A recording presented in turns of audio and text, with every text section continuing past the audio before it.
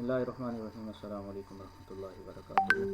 Database management system के आज के लेक्चर के अंदर हम देखेंगे कि डेटाबेस डिज़ाइन क्या होता है। आज के और कंसेप्चुअल डेटाबेस डिज़ाइन को देखेंगे। रिलेशनशिप टाइप्स क्या होते हैं इसको आज हम डिटेल से देखेंगे। तो let's start from database design. Database design क्या होता है? The process of creating a design for a database that will support the enterprise operation and objectives. हम डेटाबेस क्रिएट किस लिए कर रहे होते हैं? ऑर्गेनाइजेशन के लिए, किसी कंपनी के लिए, जहाँ पर उन्हें अपना सारा सिस्टम डिजिटलाइज करना होता है। वहाँ पर हमारे पास तीन मेन जो चीज़ें हैं वो डेटाबेस के अंदर होनी चाहिए। एक तो कंसेप्चुअल उसका डिज़ाइन होना चाहिए, लॉजिकल डिज़ाइन होना चाहिए, और कुछ फिजिकल एग्जिस्टेंस होनी चाहिए जिसके ऊपर वो सारा सिस्टम काम कर रहा हो। Conceptual database design क्या है? The process of constructing a model of the information used in an enterprise independent of all physical consideration. Conceptual के अंदर हम जस्ट अपरेंटली और चीज़ों को जो है ना कंपनी के पॉइंट ऑफ व्यू से देख होते हैं कि कंपनी को किन चीज़ों की रिक्वायरमेंट जो है वो अपने सॉफ्टवेयर के अंदर चाहिए। सो हम फिजिकल कंसिडरेशन को यहाँ इग्नोर करते हैं, जस्ट हम उसको कंसेप्चुअल पॉइंट ऑफ व्यू से जस्ट डाटाबेस को डिज़ाइन कर रहे होते हैं। लॉजिकल डेटाबेस डिज़ाइन क्या होता है कि आइडेंटिफाई द इम्पॉर्टेंट ऑब्जेक्ट, कि कौन कौन से ऑब्जेक्ट्स हैं जिनको हमारी डेटाबेस का हिस्सा होना चाहिए, जिनका ऑर्गेनाइजेशन के अंदर रोल भी बहुत एक वाइटल है, और उसके अलावा हमारे डेटाबेस के अंदर भी उनको ज़रूर होना चाहिए। सो उन तमाम चीज़ों को हम टैकल करते हुए अपने लॉजिकल डेटाबेस डिज़ाइन के अंदर उनको कंसीडर करते हैं। एंड देन सेकेंडली उसके अंदर हम रिलेशनशिप भी डिफाइन करते हैं। देन जब हम फिजिकल डेटाबेस डिज़ाइन के अंदर आते हैं तो वहाँ पर हम बताते हैं कि हमारा जो लॉजिकल डिज़ाइन था वो किस तरह से फिजिकली इम्प्लीमेंट होगा। लॉजिकल में तो हमने कंसेप्चुअल में तो जस्ट हमने ये सोच लिया था कि हमने बनाना क्या है, हमने सिर्फ लॉजिक क्रिएट कर ली थी कि हमें करना क्या है, किस तरह से बनाना है। सो जब हम उसकी इम्प्लीमेंटेशन करते हैं उन तमाम चीज़ों को मद्देनज़र रखते हुए हम फिज़िकली उनको इम्प्लीमेंट कर देते हैं। सो बेसिकली अप्रोचेज़ क्या हैं हमारे पास? डेटाबेस डिज़ाइन की दो अप्रोचेज़ हमारे पास कंसीडर की जाती हैं। एक बॉटम अप है और एक टॉप डाउन है। बॉटम अप के अंदर it begins with the fundamental level of attributes, कि हमने बॉटम अप जाना है, बॉटम टू टॉप जाना है। सो वहाँ पर हम नॉर्मलाइजेशन करते हैं। नॉर्मलाइजेशन क्या होती है कि हम वहाँ से अपने डुप्लीकेशन वगैरह, अपने डाटा के अंदर से डुप्लीकेशन वगैरह को आगे हम फर्दर जाके नॉर्मलाइजेशन की टाइप्स देखते हैं कि हमारे पास नॉर्मलाइजेशन कितनी टाइप्स की होती है। फर्स्ट नॉर्मल फॉर्म के अंदर हम क्या करते हैं, सेकंड नॉर्मल फॉर्म में क्या करते हैं। So it's a complete topic about normalisation. Next हमारे पास टॉप डाउन आ जाता है। टॉप डाउन के अंदर क्या करते हैं? It begin with the few high levels entities and relationship and associated attributes. यहाँ पर हमारे पास कुछ तो एंटिटीज़ होंगे और उनके दरमियान रिलेशनशिप्स होंगे, और उसके साथ कुछ चीज़ें हमारे साथ जुड़ी होंगी। इसके लिए हम ईआर मॉडल बनाते हैं। एंटिटी रिलेशनशिप मॉडल इसको बोला जाता है। एंटिटी रिलेशनशिप के अंदर हम एंटिटीज़ का आपस में रिलेशनशिप डिफाइन करते हैं कि किसी चीज़ का दूसरे के साथ कैसा रिलेशनशिप है। मीन्स 1 to 1 है। 1 to 1 मीन डायरेक्ट रिलेशनशिप है। 1 to many है कि एक से ज़्यादा उसके रिलेशनशिप्स बन रहे हैं। सो हम जैसे अगर रियल लाइफ में देखें तो एक इंसान का दूसरे के साथ रिलेशनशिप, एक रिश्ता बन रहा है, दो बन रहे हैं, मल्टीपल रिलेशन भी बन सकते हैं। सो एंटिटी रिलेशनशिप्स के अंदर हम इस तरह की जो है रिलेशनशिप्स को डिफाइन कर रहे होते हैं। डाटा मॉडलिंग आ जाती है। A detailed model that captures overall structure of organizational data while being independent of any implementation considerations. Typically, data modeling is carried out parallel with other requirements analysis and structuring steps during the step analysis phase. Following this, the model supporting the scope and the requirements of the proposed system is developed.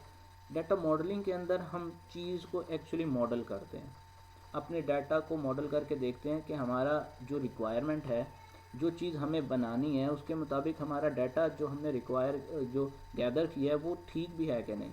फिर उसको check करते हैं, different parameters देकर उसको check करते हैं actually जो हमने रिक्वायरमेंट गैदरिंग की है उसके लिहाज से हमारा डाटा जो है वो फिजिबल है भी कि नहीं। सो यहाँ पर हम डाटा मॉडलिंग करके अपनी बहुत सी चीज़ों को क्लियर आउट कर लेते हैं कि हमारी प्रपोज सिस्टम किस तरह से जो है वो डेवलप होगा।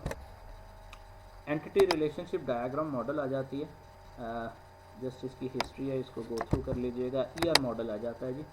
Is a detailed logical representation of data of an organisation, entities, relationships और association among entities and attributes. So ER model नाम से बता रहा है entity and relationship model. Entities जो हैं आपस में अपने रिलेशनशिप को डिफाइन करते हैं और उनका कोई ना कोई एट्रीब्यूट्स भी होते हैं। Allows us to identify relationship between entity that it and best it provides a broad overview of the relationships. The biggest question arises here is why ERD, कि हम एंटिटी रिलेशनशिप डायाग्राम क्यों बनाते हैं, किस लिए हमें इसकी ज़रूरत पेश आती है। हम जब ER डायाग्राम बनाते हैं तो हमें बहुत सी चीज़ों के स्कीमास का पता चलता है, एंटिटीज़ का पता चलता है, उनके रिलेशनशिप्स का पता चलता है, और उसके मुताबिक जब हम चीज़ को डेवलप करते हैं सो डेवलप करने में बहुत सी चीज़ें मैच्योरिटी लेवल आ जाता है। अगर हम उनके रिलेशनशिप्स के अंदर कहीं ना कहीं हम कमी रखते हैं तो वहाँ पर हमारी चीज़ें कोलैप्स होने के चांसेस आ जाते हैं। सो एंटिटी रिलेशनशिप डायाग्राम हमें क्लियर पिक्चर दे देती है और मैक्सिमम पॉसिबिलिटी दे देती है कि हमारे एक एंटिटी के आपस में रिलेशनशिप्स क्या हो सकते हैं, उसके एट्रीब्यूट्स क्या हो सकते हैं। सो यहाँ से हमारे पास एक पिक्टोरियल व्यू आ जाता है कंप्लीट अपने डेटाबेस सिस्टम का, अपने कंप्लीट डेवलप सिस्टम का जो है वो एक पिक्टोरियल व्यू हम बिफोर टाइम देख सकते हैं। एंटिटी रिलेशनशिप डायग्राम के अंदर हमारे पास जो कंपोनेंट्स हैं उनके अंदर एंटिटीज़ होती हैं, एट्रीब्यूट्स होते हैं एंड रिलेशनशिप्स होते हैं जी। बेसिक सिंबल क्या एंटिटी को हम जो है इस शेप से जो है अपनी रेक्टेंगल शेप से जो है वो शो करते हैं, एट्रीब्यूट को ओवल शेप से और रिलेशनशिप को हम ट्रायंगल से शो करते हैं। सो नेक्स्ट जो आपके पास दिखाया जा रहा है और एम्प्लाइज के फॉर्म में एक single line that is for one relation, and next sign जो कि हमारे पास लेस देन के तरह का एक सिंबल शो हो रहा है that is for many relationships, mean एक चीज़ का दूसरे के साथ 1 to many रिलेशनशिप बन गया। सो एलिमेंट्स ऑफ ER मॉडल के अंदर एंटिटी आ जाती है, एंटिटी टाइप आ जाता है, एंटिटी इंस्टेंस आ जाता है, एंटिटी सेट आ जाता है, एट्रीब्यूट्स आ जाते हैं एंड रिलेशनशिप्स आ जाते हैं। सो हम वन बाय वन इन सब को देख लेते हैं। And entity is the thing of interest to system about which information is kept. Entity कोई चीज़ है जिसकी इंफॉर्मेशन को हमें जो कीप करके रखना है। Means for example in hospital administration system some like entities would include patient, doctor, operation and ward. Means एक एक चीज़ जो सिंगली हमारे पास कंसीडरेबल होती है that is your entity. Each of these things are of interest to the system and would have data stored about them. Entity types क्या हैं? Group of object with the same properties which are identified by the enterprise as having an independent existence. So student of BBA also called entity class, so that is your entity types. Example आप देख सकते हैं, sale always start with the customer receiving an estimate. The estimate of then becomes an order and order can be for one or more stock items. Each stock item belong a certain stock category, for example tape, sinks and cupboard. सो हमारे पास entities जो होती हैं वो इसी तरह की होती है कि कहीं हमारा रिलेशनशिप, कहीं भी जब हम बिज़नेस कर रहे होते हैं तो हमारा रिलेशनशिप स्टार्ट कस्टमर के साथ होता है, कस्टमर का रिलेशनशिप ऑर्डर के ऊपर डिपेंड कर रहा होता है, ऑर्डर हमारे पास डिपेंड कर रहा होता है कि हमारे पास स्टॉक अवेलेबल है कि नहीं, स्टॉक आइटम्स अवेलेबल हैं कि नहीं, और स्टॉक आइटम्स आगे से फर्दर कैटेगरीज में शिफ्ट हो जाती हैं। सो एंटिटीज़ हमारे पास इस तरह से एक्सपेंशन की तरफ चली जाती हैं।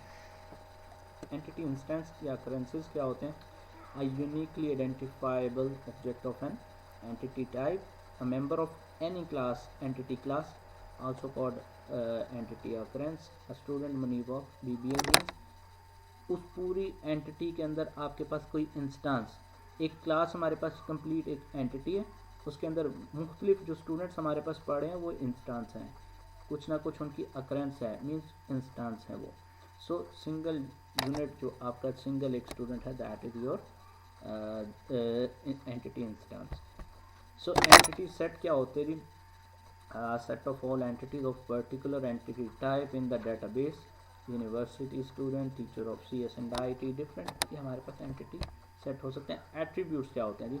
Characteristics of an entity called attributes, name, address, email address of student are characteristics. So an attribute is an item of data held about an entity in computer system. An attribute is a field of information. Attribute क्या होती है? हमारे पास information होती है. So this is example, sales system, customer, that's it. So this is all from बिस्मिल्लाहिर्रहमानिर्रहीम। हम attribute design की, database design की बात कर रहे थे, उसमें हम एट्रीब्यूट को देख रहे थे। An attribute is an item of data held about an entity in computer system. An attribute is a field of information.